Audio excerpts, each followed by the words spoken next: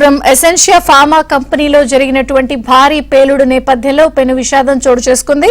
ఇప్పటికే 18 మంది దుర్మరణం చెందారు. 20 మందికి పైగా తీవ్రంగా గాయాల పాలయ్యారు. వారందరికీ కూడా చికిత్స అందిస్తున్నారు. మృతదేహాలు గుర్తుపట్టలేని పరిస్థితిలో కూడా జరిగినటువంటి ప్రమాద తీవ్రత అద్దం పడుతోంది. కాసేపట్లో ముఖ్యమంత్రి చంద్రబాబు గారు కూడా సంఘటన స్థలానికి వెళ్తున్నారు.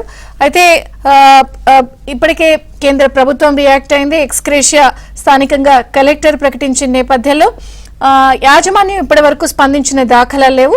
ఇక మరిన్ని వివరాలు మా ప్రతినిధి నాయుడు అందిస్తారు లైవ్ లో. నాయుడు, విజయ్ చంద్రకి ఇప్పుడు మనం ప్రస్తుతం ఏదైతే ప్రమాద ఘటన జరిగిందో, పేలుడు జరిగిందో ఎసెన్షియా ఫార్మా వద్ద ఉన్నాము. సో ఆ ఫార్మా ఏదైతే ఎసెన్షియా అడ్వాన్స్డ్ లైఫ్ సైన్సెస్ సంబంధించినటువంటి ఏదైతే ఉందో అప్పుడు అక్కడ ఈ పరిశ్రమ దగ్గర ఉన్నాం. సో గత రాత్రి ప్రమాదం జరిగినటువంటి ప్రాంతం ఇక్కడికి లోపలగా ఉంటుంది. అయితే ఇక్కడ మధ్యాహ్నం సమయంలో షిఫ్ట్ చేంజింగ్ సమయంలోనే ఈ ప్రమాదం జరిగింది. ఇప్పుడు ఏదైతే ప్రమాదం జరిగినటువంటి దీన్ని మనం చూస్తే అది రీసెర్చ్, ఎందుకంటే R&D ఉంది, రీసెర్చ్ ల్యాబ్ ఉంది, టెక్నికాలిటీ ఉంది, at the same time so ల్యాబ్కి సంబంధించినటువంటి కెమిస్టులు ఉన్నారు. సో R&D డెవలప్ సంబంధించినటువంటి టీం అంతా కూడా అందులో ఆ టైంలో పనిచేస్తున్నటువంటి పరిస్థితి ఉంది. ఏదైతే ప్రమాదం జరిగిందో ఆ ప్రమాదాన్ని ముందుగానే అక్కడ ఉన్నటువంటి వాళ్ళు, ఎందుకంటే ఇది ప్యూర్లీ ఆటోమేటెడ్ బేస్డ్ పనిచేస్తుందని కొంతమంది కార్మికులు చెప్తున్నారు.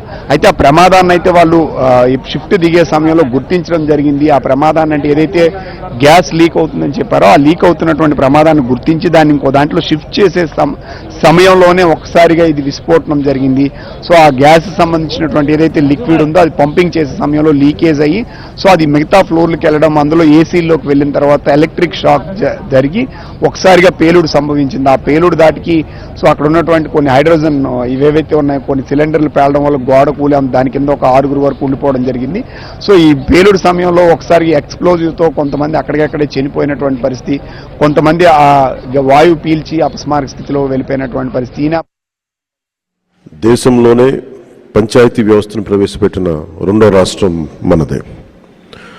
73వ రాజ్యాంగ సవరణ ద్వారా పంచాయతీలకు రాజ్యాంగ ప్రతిపత్తి కల్పించి 3 దశాబ్దాలు దాటింది.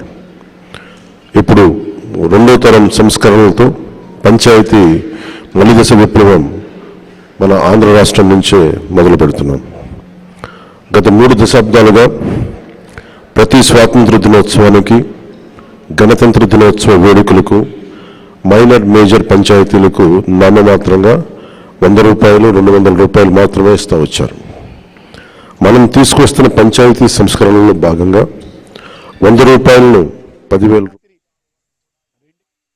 నిమిషాల వరకు కూడా యాజమాన్యం నుంచి సో ఇంతమంది ఆ షిఫ్ట్లో ఉన్నారు, ఇంతమంది చనిపోయారు, లేకపోతే ఇంతమందికి క్షతగాత్రులు అయ్యారు, వాళ్ళ వివరాలు కానీ ఇవ్వడానికి అధికారులు అయితే నానా ఇబ్బందులు పడాల్సినటువంటి పరిస్థితి వచ్చింది. అయితే ప్రభుత్వ యంత్రాంగం అప్రమత్తం అవడంతో పాటు జిల్లా collector, SP, IGs, factories of ఇన్స్పెక్టర్తో పాటుగా NDRF బృందాలు కూడా సహాయ చర్యల్లో పాల్గొని సో అక్కడ ఉన్నటువంటి పూర్తిగా, ఎందుకంటే అది కెమికలైజ్డ్ ఉండడంతో లోపలికి వాళ్ళంతా మాస్కులు వేసుకొని వెళ్ళిన తర్వాత మృతదేహాలను ఒక్కొక్కటిగా బయటికి తీసినటువంటి పరిస్థితి అయితే కనిపించింది.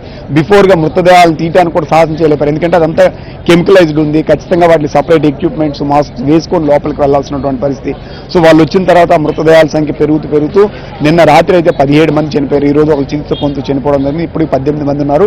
విశాఖ KGHలో 13 మందిని తరలించడం జరిగింది. 5 ఇక్కడ ఉన్నారు. 13 మందిలో ఒకరిని 12 మంది విశాఖ KHలో ఉన్నారు. అందులో ఒకరిని కాకినాడ పోస్ట్ మార్టం పూర్తి చేసి పంపించడం, మిగతా మృతదేహాలు అక్కడే ఉన్నాయి. అయితే కొద్దిసేపటి క్రితమే అక్కడ జిల్లా కలెక్టర్ కూడా అక్కడికి వెళ్లి బంధువులను పరామర్శించడంతో పాటు విశాఖ నగరంలో ఆల్రెడీ అత్యంత ఎమర్జెన్సీ కావాల్సినటువంటి వాళ్ళకి ఆల్రెడీ మెడికల్ ఆసుపత్రిలో చికిత్స అందిస్తున్నారు. సో వాళ్ళ బంధువులను కూడా మరి కాసేపట్లో చంద్రబాబు నాయుడు ముఖ్యమంత్రి రాబోతున్నారు. వచ్చి వాళ్ళ పరామర్శించి కుటుంబాలకి ఖచ్చితంగా మేము ఉన్నాం, భరోసా, అన్ని విధాల వైద్యం ఏ అవసరమైనా చేస్తామని చెప్పి వాళ్ళతో మాట్లాడనున్నారు. సో వాళ్ళని కలిసిన తర్వాత అక్కడి నుంచి నేరుగా ఇక్కడ ప్రమాద ఘటన ఏదైతే ఉందో సో ఇక్కడికి రాబోతున్నారు. ఇక్కడికి వచ్చిన తర్వాత ఈ ప్రమాదం ఏం జరిగింది ఏంటి అనే వివరాలు ప్లాంట్ అంతా కూడా తిరిగి పరిశీలించడం జరుగుతుంది. సో ప్రమాదానికి గల కారణాలు ఏంటి, దీని తీవ్రత ఏంటి, ఏం జరిగి ఉంటుంది, ఎందుకంటే నిన్నే ఆల్రెడీ ఒక హై పవర్ కమిటీని పూర్తి స్థాయిలో నియమించడం జరిగింది. ఆ కమిటీ ఫ్యాక్టరీస్ ఆఫ్ ఇన్స్పెక్టర్తో పాటుగా సో హెల్త్ సెక్రటరీ, అలాగే ఇండస్ట్రీకి సంబంధించినటువంటి సెక్రటరీ, వీళ్ళంతా కూడా నిన్నంతా కూడా పూర్తి స్థాయిలో మానిటర్ చేసినటువంటి పరిస్థితి అయితే ఉంది.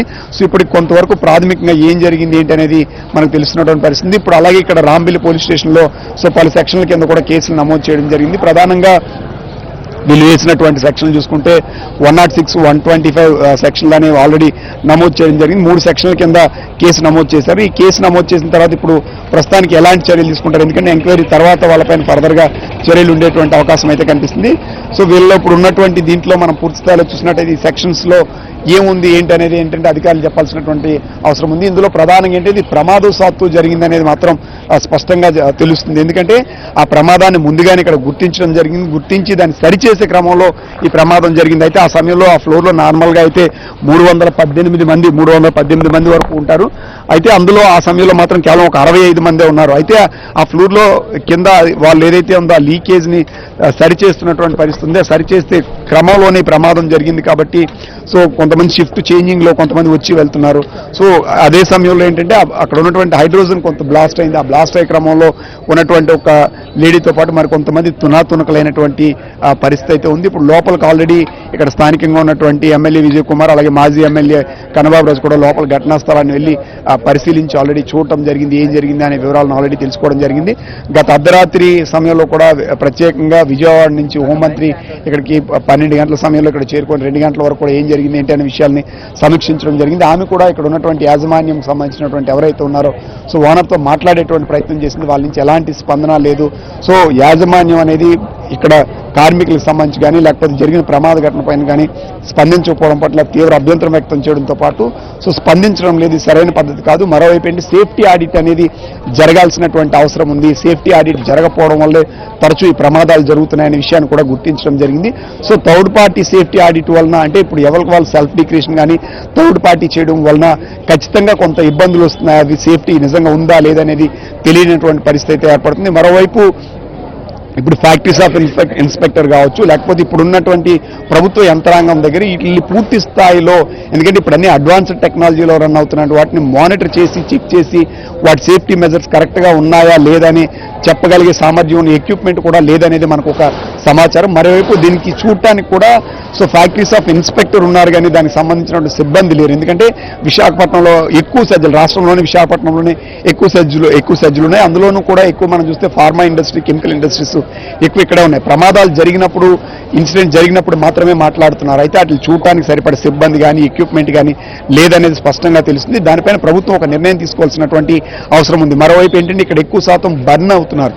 ఇప్పుడు లోపల దాదాపుగా ఒక 7 వరకు ఇప్పుడు ఎక్కడైతే మెడికల్ ఆసుపత్రిలో వాళ్ళు చికిత్స పొందుతున్నారు వాళ్ళకి కొద్దిగా ఎక్కువ ఇంజురీస్ ఉన్నాయి. 65% వాళ్ళు బర్న్ అయినటువంటి పరిస్థితి ఉందని చెప్పి వాళ్ళు చెప్తున్నారు. సో వాళ్ళకి ఏంటంటే కెమికలైజ్ చేస్తుంది, బర్న్ ఉంటుంది. అలాంటి సమయంలో ఇక్కడ చికిత్స కూడా అందరం కష్టంగా ఉన్నటువంటి పరిస్థితి ఉంది. కాబట్టి ఇక్కడ ప్రత్యేకంగా ఆసుపత్రిని ఏర్పాటు చేయాల్సినటువంటి అవసరం ఉంది. మరోవైపు ఏంటంటే సో ఇక్కడ ఇప్పుడు కూడా మనం చూసుకుంటే దీనికి నిన్న దాదాపు 12 ఫైర్ ఇంజన్లు వచ్చి మంటలను అదుపు చేసినటువంటి పరిస్థితి ఉంది. సో వీటి కోసం ప్రత్యేకంగా ఒక ఫైర్ ఎక్విప్మెంట్ని లేకపోతే ఫైర్ సిస్టమ్ని డెవలప్ చేయాల్సినటువంటి అవసరం ఉంది.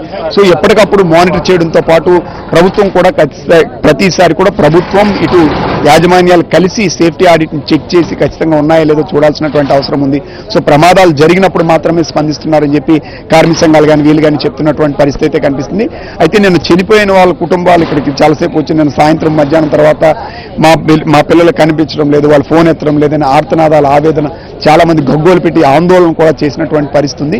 ఇప్పటికి కూడా యాజమాన్యం నుంచి అయితే ఎలాంటి స్పందన అనేది లేదనేది మనం స్పష్టం చెప్తుంది. గత రాత్రి హోంమంత్రి వచ్చిన తర్వాత ఆ లిస్ట్ని ఎవరెవరు ఆసుపత్రిలో ఉన్నారు, ఎక్కడున్నారో వివరాలని ప్రభుత్వం ద్వారా బయటకు వచ్చినటువంటి పరిస్థితి ఉంది. మరోవైపు ఇక్కడ నిన్న ఘటన జరిగిన వెంటనే జిల్లా కలెక్టర్, ఎస్పీ వీళ్ళంతా కూడా ఘటనా స్థలానికి వచ్చి దగ్గరుండి అర్ధరాత్రి వరకు కూడా మానిటర్ చేసినటువంటి పరిస్థితి అవుతుంది. ఇప్పుడు మనం ఆ పక్క ఉన్నారు ఎవరైతే ఉన్నారో వాళ్ళ కుటుంబ సభ్యులు అయితే, మరోవైపు కలెక్టర్ కూడా కొద్దిసేపు క్రితమే విశాఖ జిల్లా కలెక్టర్ కూడా అక్కడ బాధితులు పరామర్శించి మృతి చెందిన వాళ్ళకి ₹1 కోటి వరకు నష్టపరిహారం చెల్లిస్తున్నామని చెప్పి ప్రకటిస్తున్నారు, ఎక్స్గ్రేషియో ప్రకటిస్తున్నామని చెప్పి చెప్పినటువంటి పరిస్థితి అయితే మనకు ఉంది. సో మిగతా క్షతగాతులకు వాళ్ళ తీవ్రతను బట్టి వాళ్ళకు కూడా ఆదుకుంటా ఉన్నారు. కేంద్ర ప్రభుత్వం నుంచి 2 లక్షలు ఇప్పటికే ప్రకటించడం జరిగింది. క్షతగాతులకు ₹50,000 మోదీ ప్రకటించడంతో పాటు వాళ్ళ మృతి పట్ల దిగ్భ్రాంతిని వ్యక్తం చేసినటువంటి పరిస్థితి అయితే జరుగుతుంది. మరోవైపు ఖచ్చితంగా ఇప్పుడు ఫార్మాలో లేకపోతే ఈ మధ్యకాలంలో జరిగినటువంటి ప్రమాదాల్లో అతిపెద్ద ప్రమాదంగా ఇది చెప్పొచ్చు. అయితే ఇది ఆ సమయంలో ఎక్కువ మంది ఉండడం, మరోవేంటంటే ఇది ఎక్స్ప్లోజివ్ ఏదైతే ఉందో ఆ ఎక్స్ప్లోజివ్ అన్ని ఫ్లోర్లలో కూడా ఇంపాక్ట్ అవడం వల్ల ఎక్కువ మంది చనిపోయారు. రియాక్టర్ కానీ పేలి ఉంటాయి, అంటే ఇప్పుడు చాలా మంది రియాక్టర్ పేలింది, బట్ రియాక్టర్ నుండి పాస్ చేసేటప్పుడు ఆ ఫ్లేమ్ బయటకు వచ్చి ఈ పేలుడు అనేది సంభవించిందని చెప్పి ప్రాథమికంగా అందుతున్నటువంటి సమాచారం. విజయచంద్రిక.